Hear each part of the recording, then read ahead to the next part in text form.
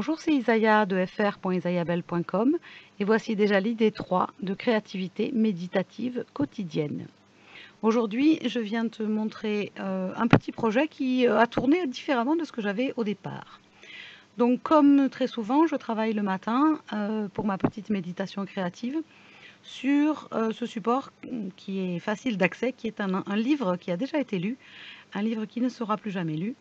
J'utilise en général 2 pages, comme tu as vu, pour protéger mes surfaces. Je mets un petit paquet de feuilles à la suite des 2 pages. Et puis, ce matin-là, j'avais décidé que ce qui était important, c'était de choisir des couleurs. Alors j'ai choisi des couleurs qui me plaisaient sur un dégradé. L'intérêt de travailler sur un livre, comme je l'ai déjà dit, c'est que ça décoince un petit peu au niveau de la feuille blanche, ça lâche un petit peu et c'est moins angoissant, entre guillemets, que la feuille blanche.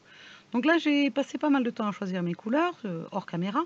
Et puis ensuite, je pars sur l'idée de faire des ronds et des cercles les uns autour des autres, en allant du plus clair jusqu'au plus foncé. Donc c'est assez basique. Et puis tu verras, parce que bon, je vais accélérer tout à l'heure un petit peu la petite vidéo pour que tu puisses voir ça tranquillement. Mais tu verras que quand j'ai terminé tous les ronds, eh bien, j'ai une autre idée m'a prise. Une idée est venue et passée par ma tête. En l'occurrence, j'ai décidé que ça serait marrant de transformer ce petit dessin en mandala.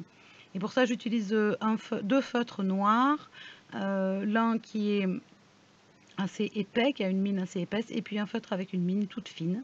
Alors c'est totalement improvisé, c'est pas avec un compas, c'est pas mesuré, etc. Donc tu verras, voilà, si ça t'intéresse un jour de te lancer là-dedans.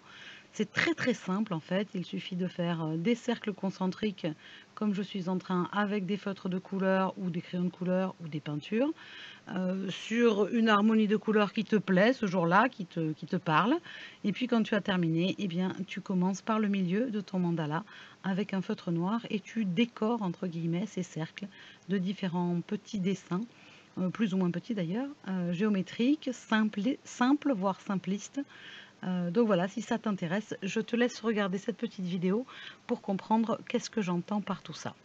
Et je te retrouve à la fin avec quelques photos du travail terminé pour que tu puisses voir ce que ça donne.